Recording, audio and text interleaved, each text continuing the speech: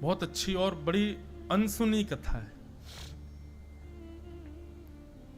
रावण जब पूरे विश्व पे दिग्विजय प्राप्त कर चुका था, देवताओं को भी हरा दिया रावण ने अपने बल के आगे।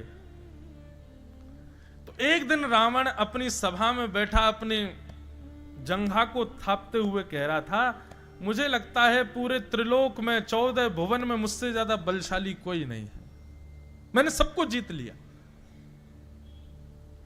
तब उनके सभा में एक व्यक्ति बुजुर्ग सा आया और आकर के कहा, महाराज आप निश्चित ही बलशाली हैं, पर हम आपसे प्रार्थना करना चाहेंगे कभी अवध नरेश महाराज रघु के यहां मत जाइएगा। भगवान श्री राम जिस वंश में प्रकट हुए, रघुवंश, वो रघु महाराज।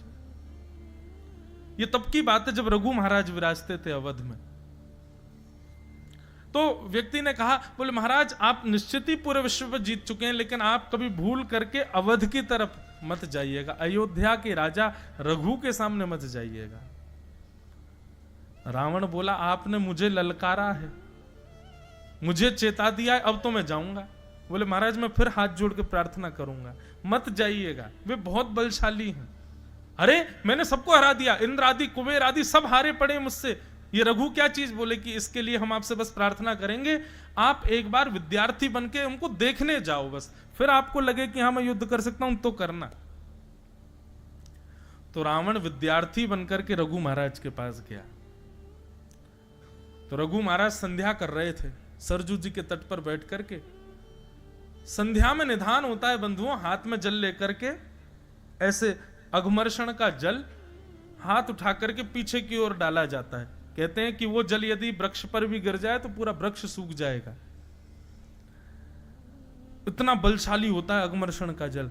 तो महाराज रघु जब अघमर्षण का जल सिद्ध कर रहे थे, उसी समय उनके चिंतन में आया कि दक्षिण भारत के किसी ब्राह्मण के यहां एक गौ माता बंधी हुई है और उस गौ माता पर एक शेर आक्रमण कर रहा है और वो ब्राह्मण त्राही माम करके रक्षमाम रक्षमाम करके चिल्ला रहा है, कोई रक्षा करो, कोई रक्षा करो।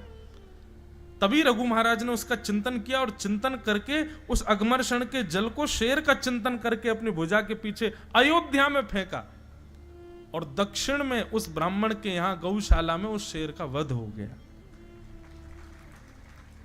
ये थे महाराज रघु। रावण ने जब ये दृश्य देखा, रावण दौड़ करके गया, बोले महाराज आपने अभी अभी कुछ किया है, ये अघमर्षण का जल आपने जो पीछे फेंका, निश्चित ही मुझे जो विस्फोट की आवाज आई थी उससे ऐसा लगता है कि आपने किसी का वध किया है। तब महाराज रघु ने पूरी बात बताई, ऐसे ऐसे एक जगह हो रहा था, उसको मार दिया। रावण बोला, ये तो मैंने पहली बार देखा भगवान, ऐसा योग बल कि आप यहां बैठे बैठे किसी को ही मार देते हो।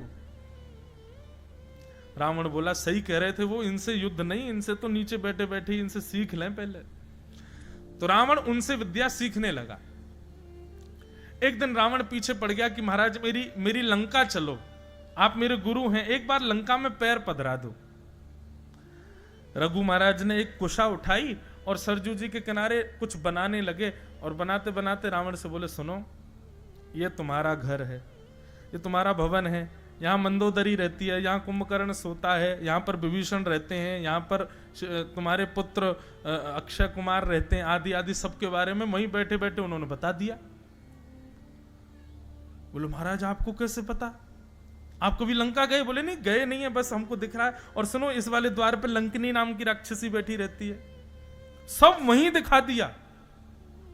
रावण बोला, जय हो भगवान, आप दिव्य हैं प्रभु, मेरी लंका चलो, मेरी लंका में चरण पद। बहुत जिद की तो गलती से रघु महाराज का हाथ उस नक्शे के एक कोने में पड़ गया। रघु महाराज बोले, राम राम राम, जे क्या हो गया? रावण बोला, क्या हुआ? बोले, अरे हमारा हाथ पड़ गया इसके ऊपर। तो बोले, इससे क्या हुआ? बोले, इतनी तुम्हारी लंका का हिस्सा समुद्र में डूब गया अब, क्योंकि मेरा हाथ गलती से पड़ गया। रावण दौड़ करके लंका गया तो वास्तव में उतना टुकड़ा डूब रहा था समुद्र में। रावण बोला कि भाई ये रघु तो साधारण नहीं है, युद्ध करना तो दूर की बात है, ये तो कहीं पे भी कुछ भी कर सकते हैं, मुझे भी मार सकते हैं। तब रावण ने पूछा कि रघु महाराज की बल का कारण क्या है। तब एक संत ने आकर के बताया, बोले रघु महाराज स्वयं भी वेदज्ञ हैं, स्वयं भी गुरुनिष्ठ हैं, पर उनसे भी ज्यादा उनकी पत्नी, वो गुरुजनों को प्रणाम करती हैं, वो सेवा करती हैं, यज्ञ करती हैं, सब करती हैं और पतिव्रता धर्म का पालन करती हैं। इनकी पत्नी के पतिव्रत धर्म का बल रघु महाराज को मिला हुआ है। रघु महाराज को मारने का केवल एक तरीका है, इनकी पत्नी का पातिव्रत धर्म जब टूटेगा तभी आप इनके ऊपर आक्रमण कर सकते। रावण बोला, हम राक्षस हैं, इतना तो हम पे आता है, हम रघु का रूप धारण करके जाएंगे और इनकी पत्नी का पातिव्रत धर्म तोड़ देंगे। रघु महाराज किसी कार्य से बाहर गए थे, रावण रघु का रूप धारण करके अयोध्या आ गया और जैसे ही भवन में प्रवेश किया, रघु महाराज की पत्नी के सामने जाकर के पैर पर पैर रख करके रावण जैसे ही बैठा, उसके नेत्र और उसकी चाल ढाल से पत्नी समझ गई थी कि ये रघु नहीं है, ये रूप धारण करके आए। तुरंत सैनिकों को आज्ञा की, बंदी बना लो इसको। रावण कहने लगा, अरे मैं रघु महाराज हूं, मुझे बंदी क्यों बना रही हो? बोले रघु होते तो रघु महाराज जब भी अपने भवन में आते हैं, अयोध्या की माटी को प्रणाम करके आते हैं, माथे पर रज लगी होती और तुम्हारे चलने बोलने ढलने, इससे सब पता चल रहा है कि तुम रघु नहीं हो। बंदी बना लिया। अब रघु महाराज जब लौट करके आए, जब उनको पता चला कि उनके शिष्य रावण ने ऐसा किया, तुरंत रावण को सामने बांध दिया। बोले लाओ मेरे बाण और तरकश का वध करता हूं मैं। जैसे ही उन्होंने बाण लेकर के रावण का वध करना चाहा, तभी ब्रह्मा जी प्रकट हो गए। बोले भगवान, आप ठाकुर जी की लीला को क्यों खत्म कर रहे हो? भगवान, आपकी भक्ति और आपकी गृहिणी की भक्ति से ठाकुर जी इतने प्रसन्न हैं कि उन्होंने वचन दिया है कि त्रेता में मेरा जो अवतार होगा, मैं रघु महाराज के वंश में ही आऊंगा। और रघु महाराज जी से कह दीजिए कि रावण को ना मारें। जिस बाण को इन्होंने धनुष पर ताना है, इस बाण को ब्रह्मा जी रख लें अपने पास। जब रावण का वध होगा तब इसी बाण से मैं रावण को मारूंगा। फिर आगे लंबी कथा है। राम जी जब रावण को मारने के लिए गए, खूब बाण मारे, नहीं मरा। तब विभीषण जी ने बताया, बोले महाराज ऐसे ऐसे बात है, रघु महाराज जिसको मारने वाले थे वो बाण ब्रह्मा जी को रघु महाराज ने दे दिया था। फिर रावण ने तपस्या की और तपस्या करके ब्रह्मा जी को प्रकट किया। ब्रह्मा जी प्रसन्न होकर के बोले, वर मांगो, क्या चाहिए? बोले रघु महाराज ने जो बाण आपको दिया है वो मुझको दे दो, उसमें मेरे प्राण हैं। ब्रह्मा जी बोले, यार ये तो तुमने फंसा दिया हमको। और ब्रह्मा जी को ना चाहते हुए वो बाण रावण को देना पड़ा। रावण ने वो बाण अपनी किसी प्रिय स्थान पर छिपा रखा, ये किसी को नहीं पता कि वो कहां है। राम जी ने तुरंत हनुमान जी को बुलाया, बोले बाण ढूंढ के लाओ, पूरी लंका में ही कहीं है।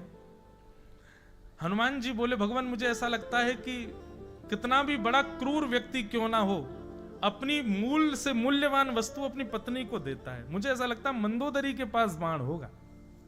राम जी बोले, युक्ति लगाओ, लेके आओ। सोई महाराज हनुमान जी नन्हे से बौने ब्राह्मण बने और त्रिपुंड आदि लगा करके और महाराज हाथ में वेद लेकर के सीधे मंदोदरी के पास पहुंचे।